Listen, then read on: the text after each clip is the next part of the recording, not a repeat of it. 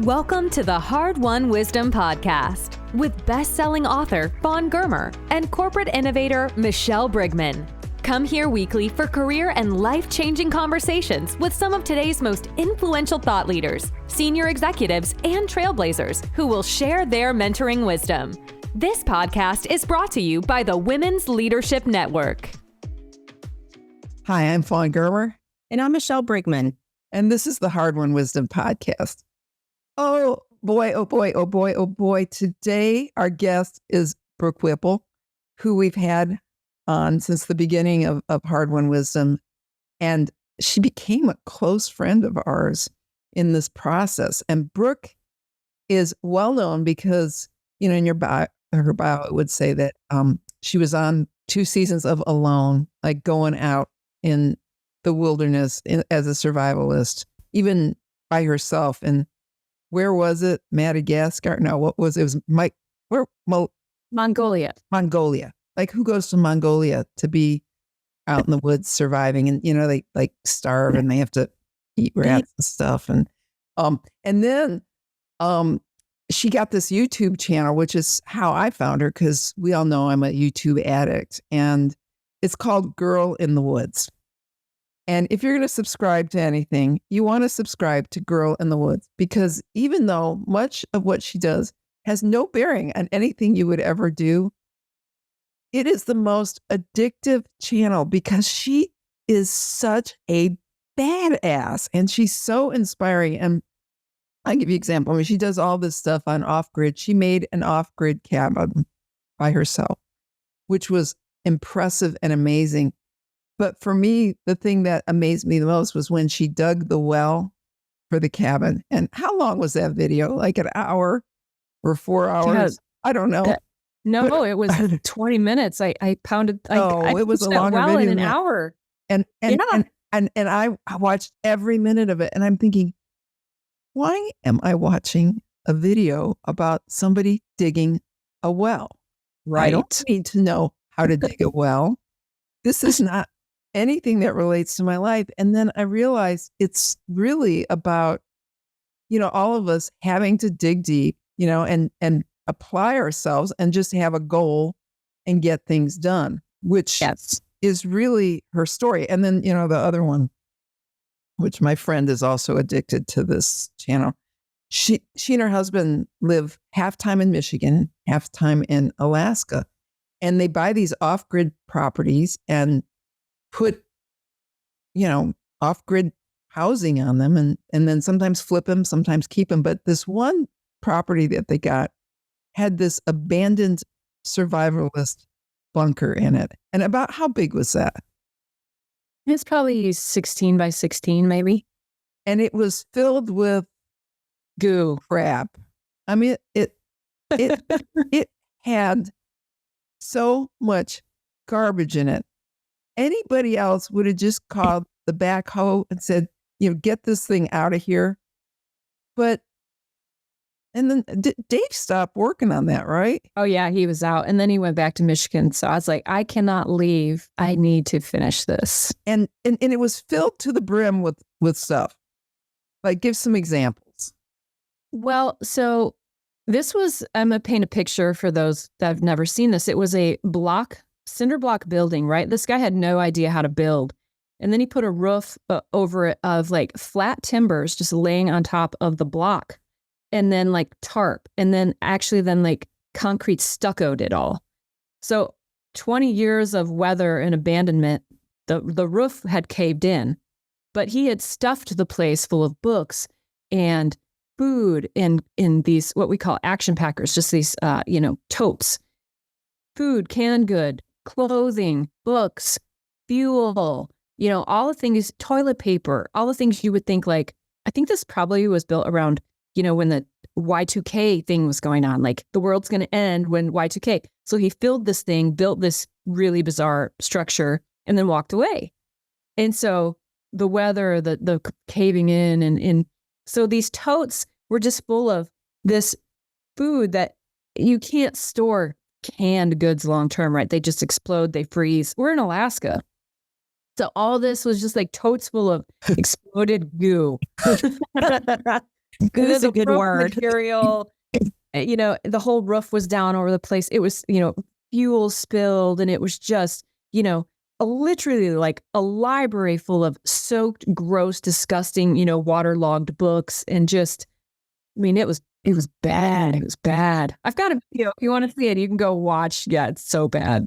But It's like, the thing about it, so her husband bails on it, and you go back because why? I can't not. That's me. That's my nature. Like, I want to see that cleaned up. And she goes through it, and one thing at a time cleans it out. And now that's the lesson, though, is that when you do something like that, you can't look at the whole thing.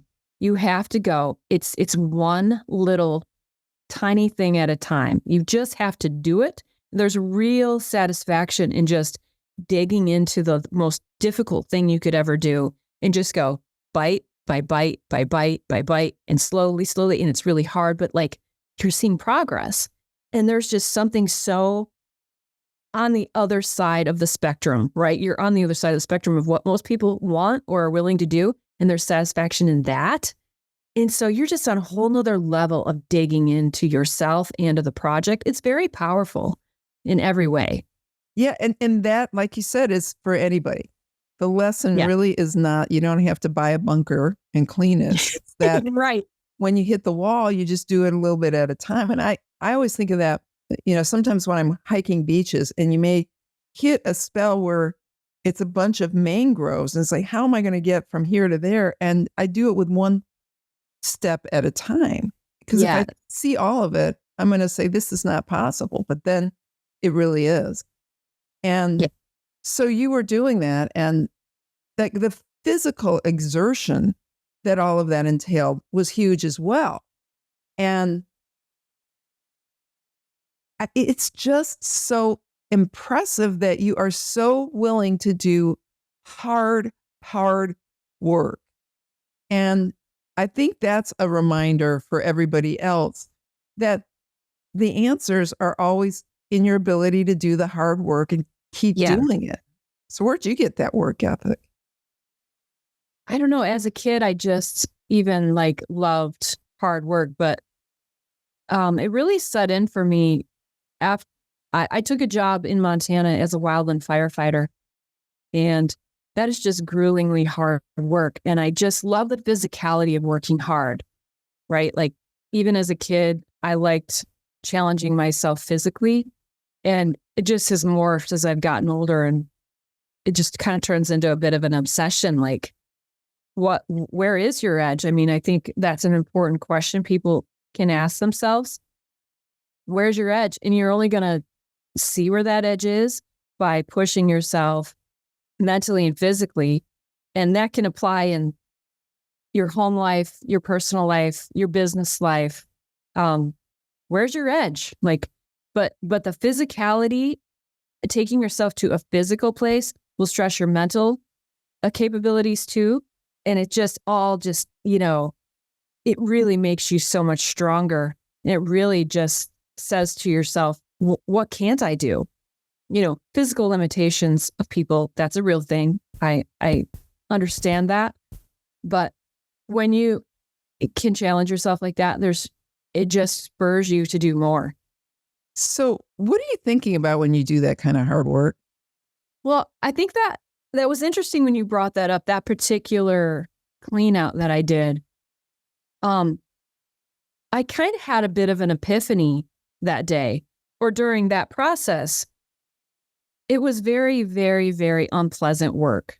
It was a hot day, hot several days. There was a lot of mosquitoes. There was a smell. There was just the physicality of I couldn't back my truck up to the location. So once I had the stuff, then I had to transfer it to my truck, drive it to a dumpster at the top of the property, unload it from the truck, and throw it in a dumpster. So I couldn't even throw the stuff directly in a dumpster. So I had to handle it so much.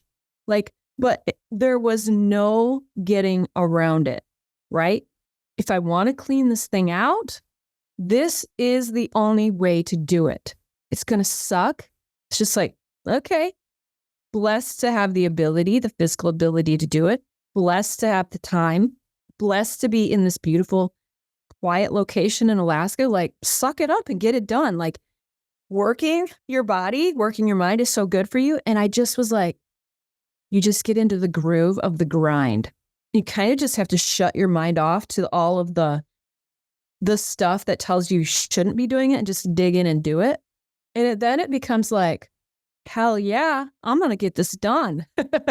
Whatever it takes, at whatever cost, like, I will finish this. And then I challenge myself to like, all right, I'm going to get this done tonight by the end of the day, and then you can push yourself, with a further challenge. Just keep yourself in the game. But I don't know. That's just me.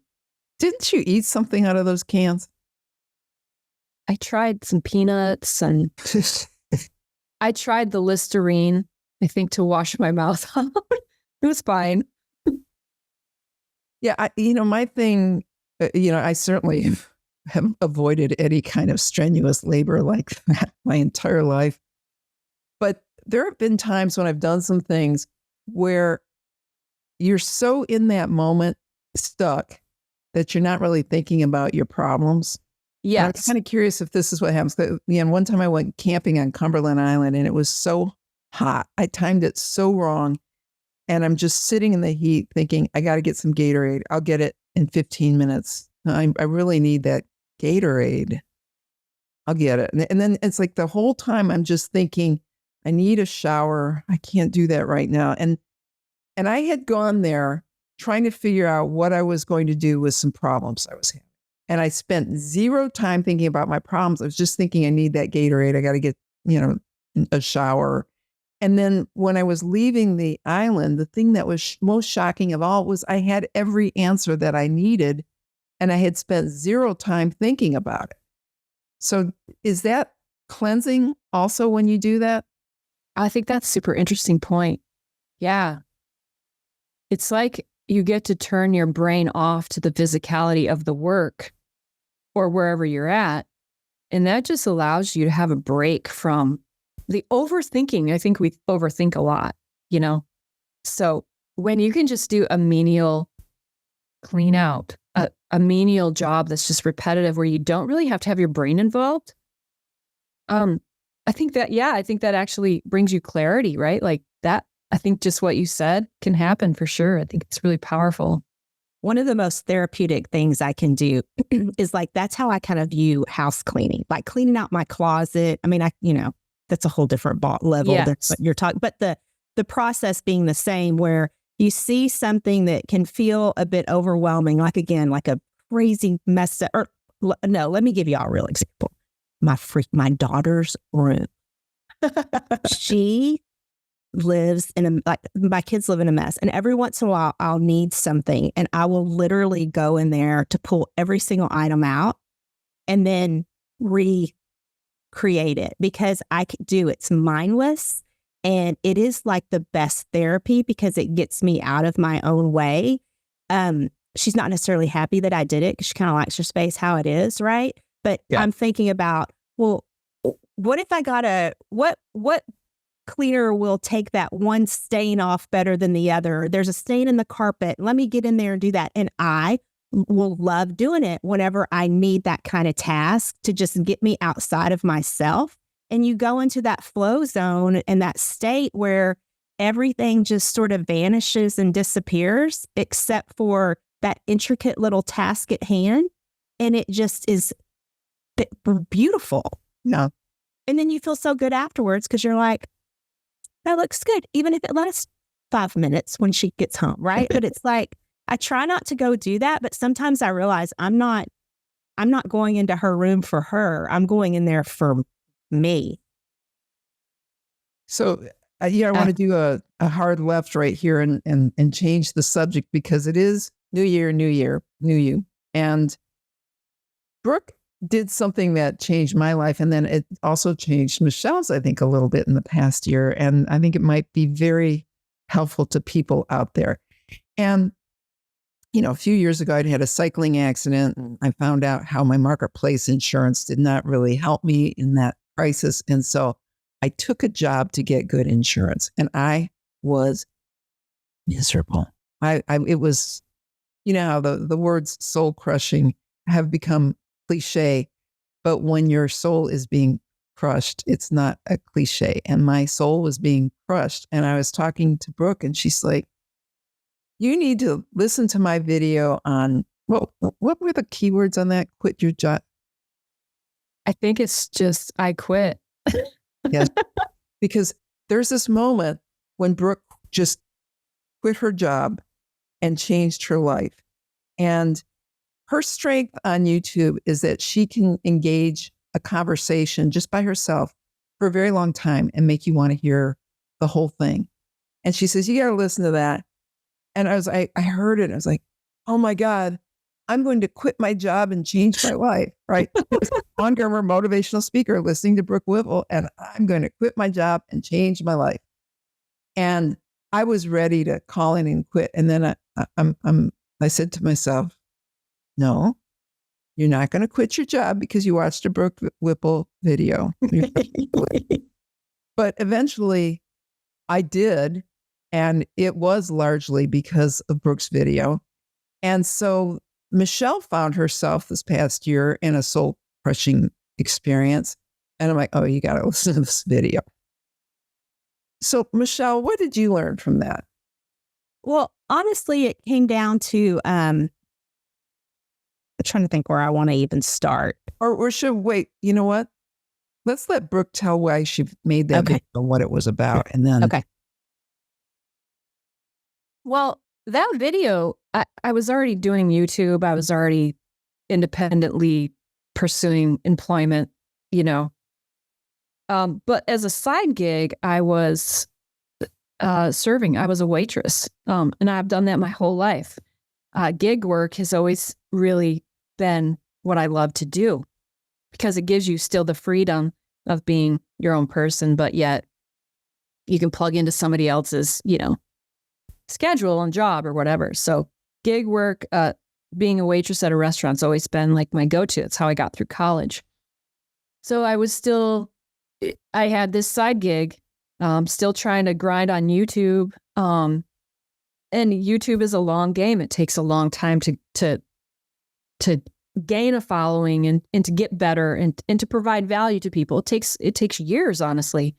And I was just to the point where I couldn't do that side gig anymore. I just was so over it. And I just thought, I just need to ramp up my YouTube game. I need to ramp up the time I'm spending in YouTube because that's where I want my time to be spent. That's where my momentum is.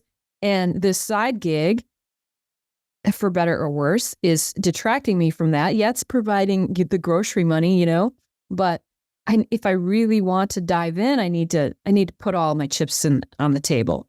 So that's at that moment when I made that video was, I don't know, about 4 years into my YouTube journey.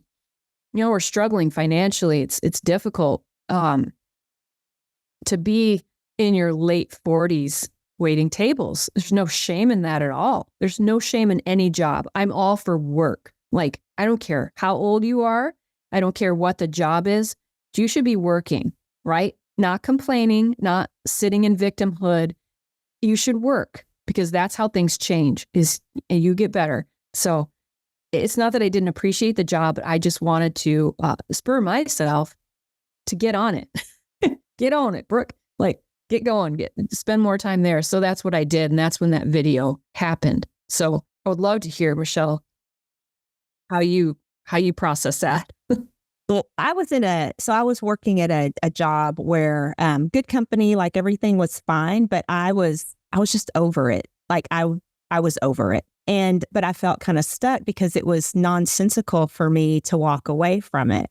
But, you know, life sometimes forces you where I'm got my corporate gig, but I'm also doing that hustle project on the side, doing some coaching and different things. Well, I end up getting impacted by a layoff that I knew was coming. And I'm like, oh, okay, well, this is good because now I can go full time. It's like pushing the bird out of the nest. I'm going to go full time. Well, literally the day I got laid off, I get a phone call from a friend saying, no, I desperately need you to come join me. And I knew it was not the right answer, but I was afraid of saying yes because it was a matter of, all right, well, now I have to take full responsibility and accountability on what I'm doing next. And it was funny because I ended up saying yes to my friend immediately. Like 5 minutes, I knew that was the bad decision. And I'm just frustrated. I'm like disappointed in myself. I'm struggling with the decision. I know it's not right. I'm trying to do my friend this favor. And Fawn is like, listen to the video. What are you doing? You do not owe anybody anything. This isn't the right choice for you. You already know it. Go listen to Brooke. So she's sending me that video. And it was funny because I went to my friend and I'm like, I'm out. And I wasn't there long at all. Good news was she was immediately out as well, took a great new gig. And then it was time for me to be fully on my own, which is terrifying, exciting and terrifying at the same time. And that's where I've been, is playing in that space where it's all on me to, like you said, change comes through the work. So if that's what I want, got to do the work. And I think too, when you get to that point where you're like, I quit, you have to step up to another level of, like you said, accountability. And that itself is such a huge motivator. To not fail. Because if you keep the side gig, if you keep the thing that's safe, and then you try to go do the thing that you really want to do, you know what? Neither of those things are going to work. You have to go all in. And the I quit makes you go all in. It's powerful. If for our listeners, the name of that video is called Why You Should Quit Your Dead End Job. There you go. A good Girl in the Woods channel. It reminded me, and for people who are thinking of that, when I was starting as an author, a friend got me a great job right as my first book came off. My book was starting to take off, but I didn't know if it would. And here's a job. I could be an editor. She said I could speak on the side, and I was going to make really good money and have all my benefits and not have to worry about anything. And it was a horrible fit. It was at an alternative paper, and I'm a traditional journalist, so I did not like loose rules on the news, and so it was a bad fit. And I'm trying to do it. And in the middle of this, somebody asked me to go speak to the St. Petersburg Rotary, and what that was downtown St. Pete, 98% old white men. I mean, like most of them 65 to 150 years old. And I did my little motivational speech, and then I sold them over $1,000 worth of books. Whoa. And I left and I thought, I can do this. And I went into the office and I quit that minute. I was like, that's it. And I went all in and had this most fun second career of my life because I dared to just take that risk like you did. And it was very much an unknown thing because who knows of people who make livings as speakers, especially former investigative reporters. And that was the unknown. And same with you, you started, how many subscribers do you have now? 560, 100,000, I think. 560,000 people. Like, and where were you at the time, do you think, when you... when I did that video, probably 50,000, maybe. So you knew you had something. I had the momentum, but I needed to, in my mind, let go of my safety rings. And it's a good living for you, what you're doing. Because remember when we met, I thought, oh, we'll all go camping because poor Brooke Whipple lives off grid without electricity in the woods and she doesn't have any money. Brooke's doing fine. And, and she made that. I mean, don't you love that dream, Michelle? I know. Just she and her husband, they have these kind of parallel life YouTube sites. I wonder how much overlap is in your subscriber list. Well, our son too now. Yeah. But- Right. Yeah, I think there is quite a bit. And then you'll get the occasional comment like, oh my word, I didn't know you and Bush Radical were like husband and wife, or I didn't know that was your son or whatever. So there's some people that find us and aren't aware of the other, and they are surprised. But yeah, there's a bit of overlap. Yeah. So did you ever think that it was going to end like this, though, when it would be so successful? And, so that you don't need to go on a reality show because your life is a reality show with it, or what you're going to show on it. It's funny. I was just having this conversation with my son today. I said, if I died right now, I've said this for a long time, like lightning's going to strike. I'm so thankful for the life I've lived. I've done so many amazing things. I've had amazing experiences, and like life is so full. I've made those situations happen for myself, but I am blessed that I've chased down the right path, and so many doors have opened for me because of that work ethic, honestly. And so, yeah, it's amazing. If I told him today, if someone would have told me as a high school student, I would get to do all these things of my wildest dreams, and be a filmmaker. What those are. Well, just the traveling and the adventure and the places I've gotten to go and the experiences I've had of being alone in certain areas and going down a log raft on the Yukon River, working these jobs that have just been very fulfilling, guiding all this kind of stuff. It's just my dream life. I could have never imagined that I would get paid to do this, but also that fuels my creative side with the filmmaking. That really is, I'm such a visual, sensual person, and I love to give that through film. And so, yeah, I just can't believe this is my life. I'm very blessed. Brooke, when you started, you weren't setting, and I'll say maybe we'll go back to that 50,000 subscribers. I mean, you had some momentum, like you said.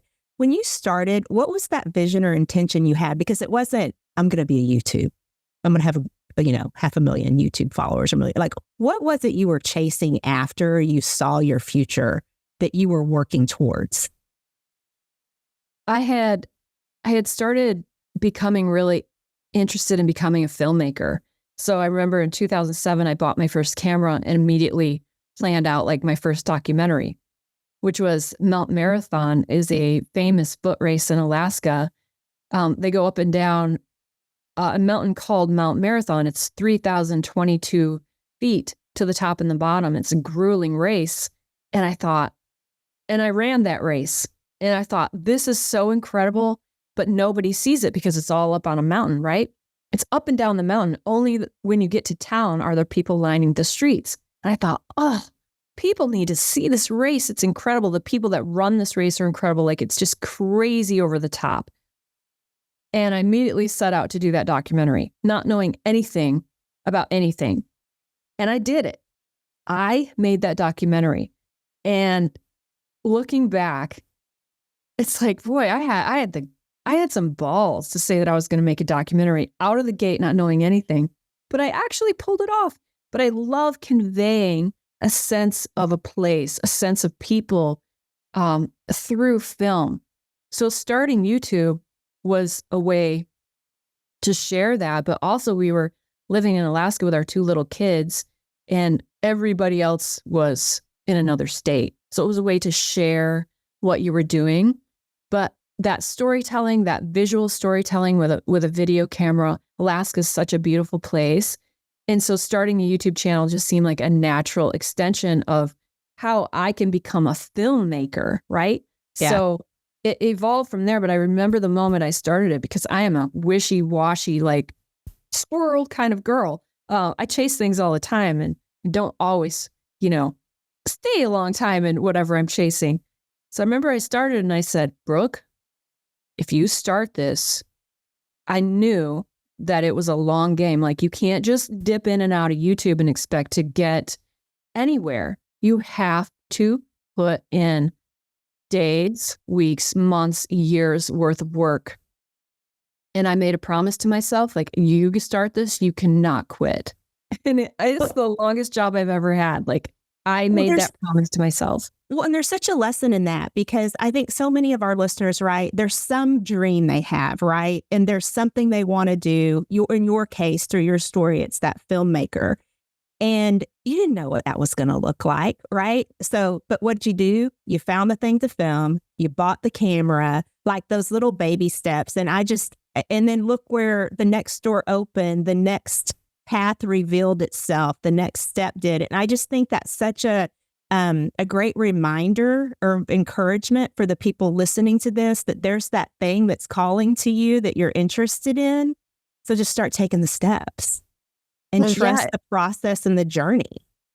Yeah. And the interesting thing I just want to add really quick is there is something called the Rasmussen Foundation in Alaska, and they award artists grants for projects and for work. And I applied for a $5,000 grant during that time I was filming Mount Marathon. I thought, well, this could really help, me do this documentary. And, they took one look at me and was like, you have no experience, you have no portfolio. We don't know you're going to do this or whatever. So I didn't get the grant. And I said, you know what? I'm doing this documentary anyway. And I did. And I applied to the grant the next year. And I said, okay, here's my documentary. What do you think now? Guess what?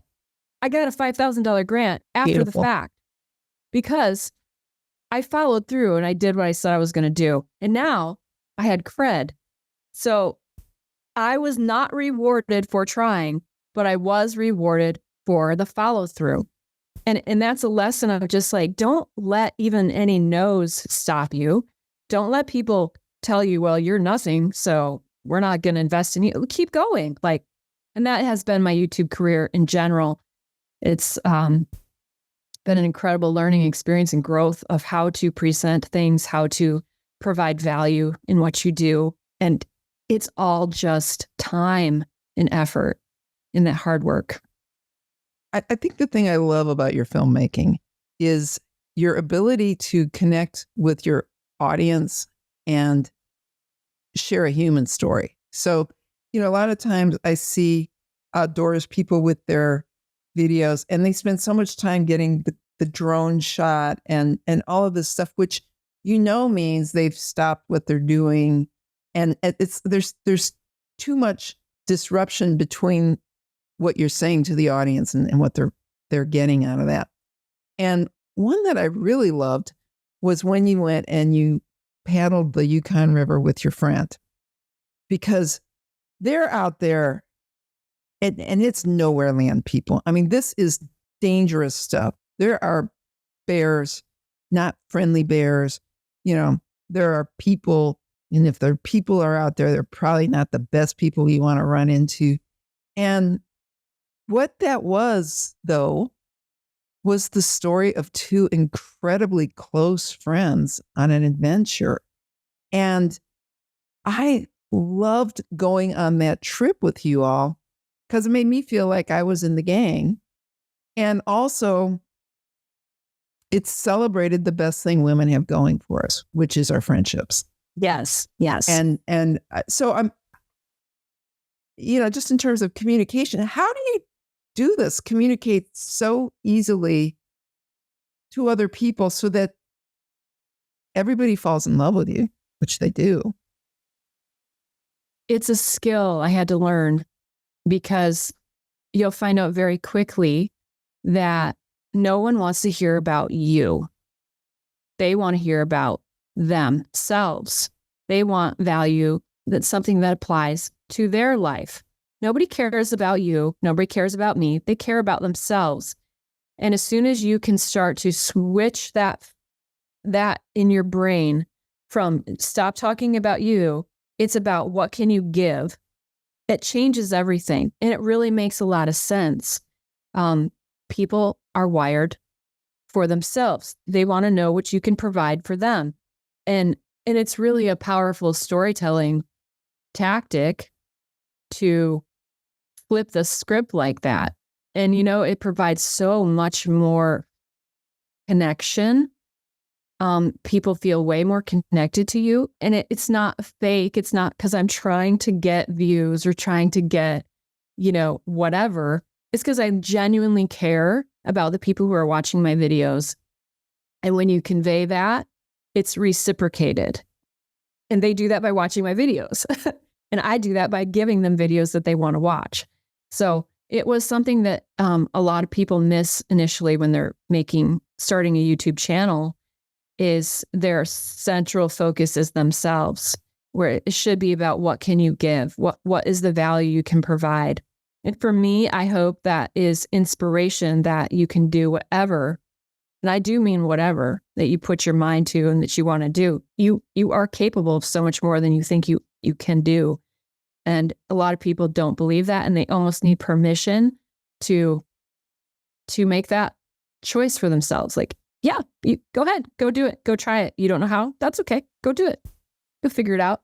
Best way to do something is by doing it, jumping in and getting started.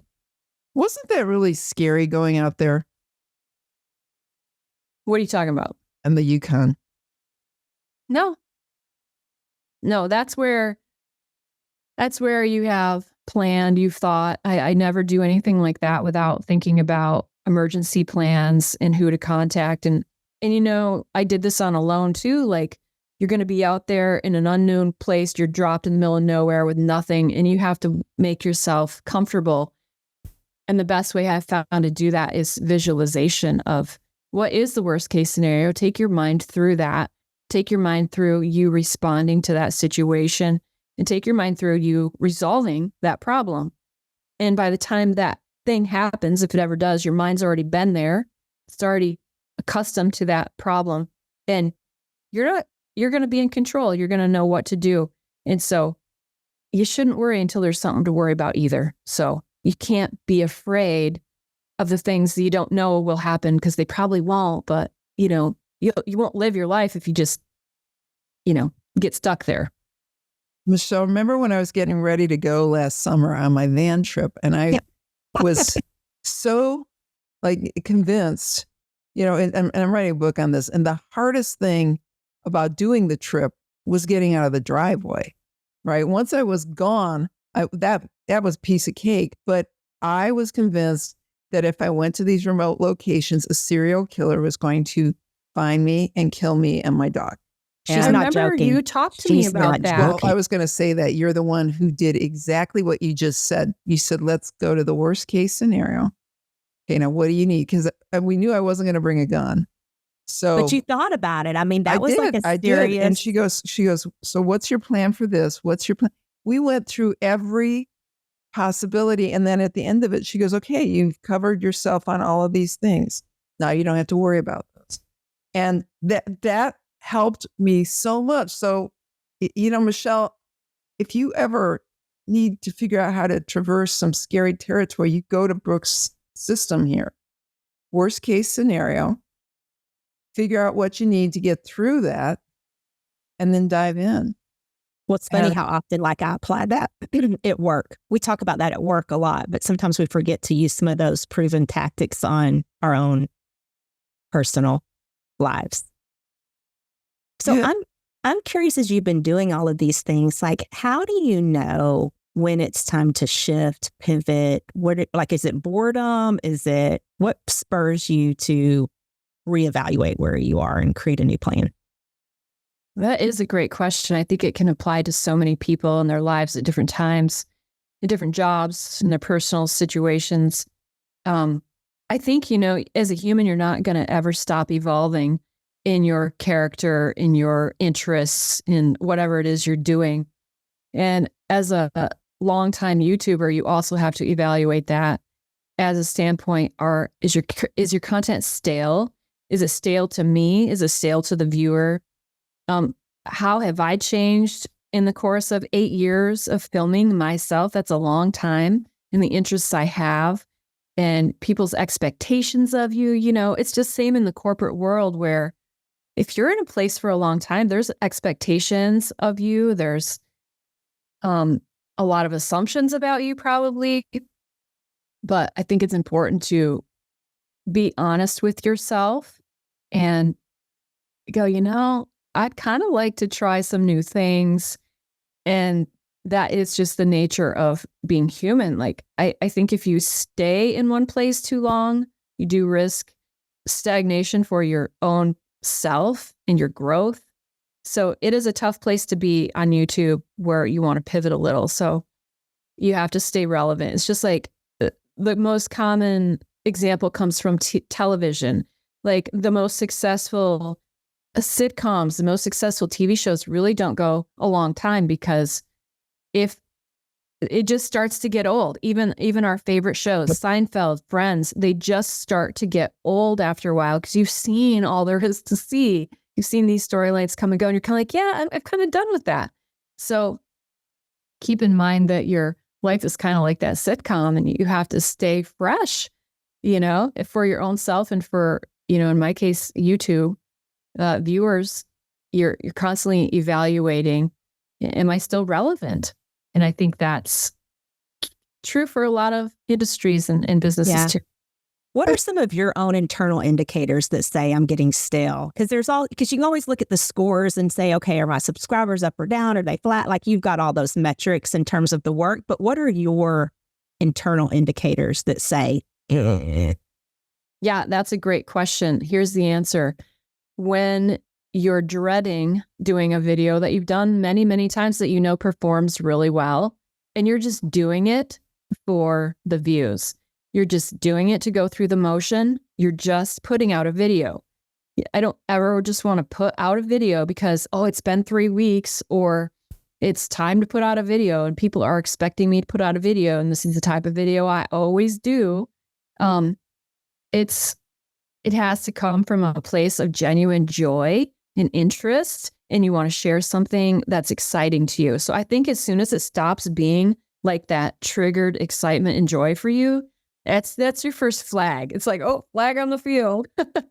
You better take a good look at, why are you still moving in that direction? If it has stopped really fulfilling me as a creator, and I'm just doing it for money or the views or the accolades of whatever it is I'm chasing, who knows?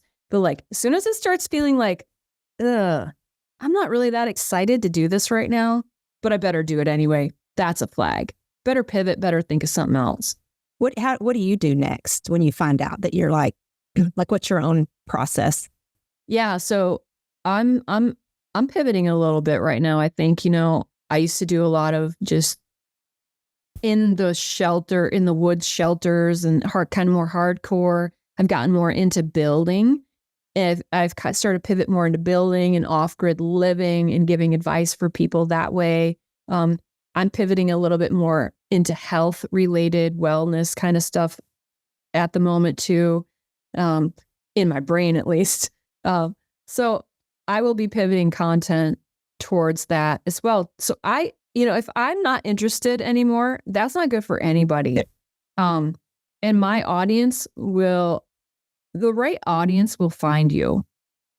So if I lose people pivoting one way or the other, well, there's other new people that will come in and fill that gap.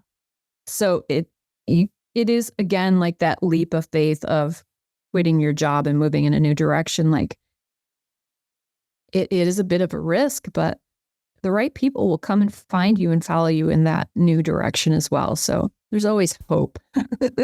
Was that like you built the gypsy wagon, what are those called? Vardos. A Vardo. But it's a gypsy wagon. That was so cool. Is that the kind of thing you think, this would be interesting to other people, I'll make this? Or did you really want a Vardo? Oh yeah, I see things that really appeal to me and I just can't let it go. They'll keep me up at night and I just have to do it. So I wanted to build something mobile, and I just came across this design and I thought, I've got to do this. And it was just another element of my succession as a builder, to try something difficult and to try something mobile. So it was just another step in my ladder of becoming a better builder.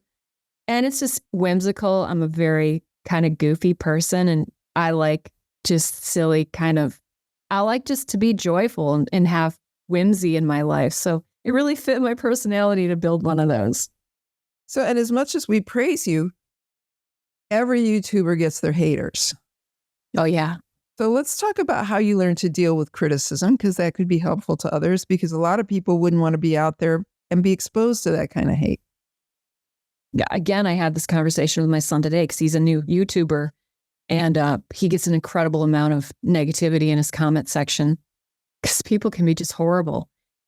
And we both agreed that if we see a YouTube video or something we don't like, we just don't comment. But there's a whole segment of society who wants to tell you what to do, how to do it, what they know. Most people just want to tell you what they know in the comment section, or how to do something they would do, how they would do it. They're not doing because they're busy telling everybody else what to do. Right. Exactly. I reminded him, I'm like, those people are sitting on their couch criticizing you and they're not doing anything. So keep that in mind. But it takes a long time to get past that. The first years of YouTube can be very, very difficult because it really sinks into you. You're putting your heart and soul out there. Yes, it's to the world. Yes, you know what you're signing up for, but it can be quite devastating at the same time because you'll have, it's called hater math. Sean Cannell talks about this. He's another YouTuber.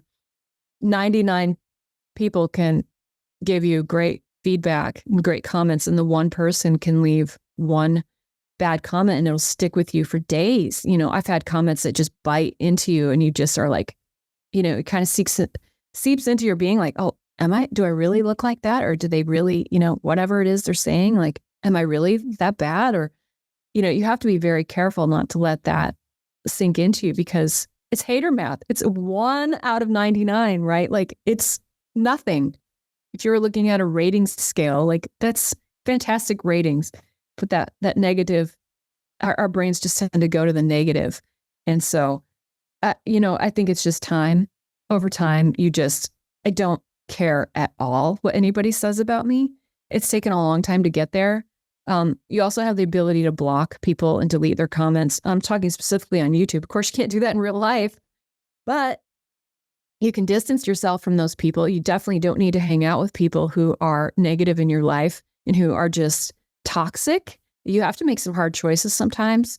You have to surround yourself with people who are in your corner and who are positive. And, you know, that's more real life stuff because that's what really counts. And, you know, what is the saying? Like, you are the 5 people you hang around with. And that can be good or bad. So you're a conglomeration of the 5 closest people you hang out with. So, but YouTube, yeah, it's a matter of getting some really thick skin. And I don't think about it at all anymore. I don't care. And maybe that's with getting older too. Like, it's like, I don't care. There's an element of that. Yeah, I think so. What's the most number of hits you've had on a video? Oh, I don't know. You know, some of them take years, but I think my biggest video is a winter overnight at one of my cabins. It's like, I don't know, 6-7 million. I don't know. That's the first one I ever saw.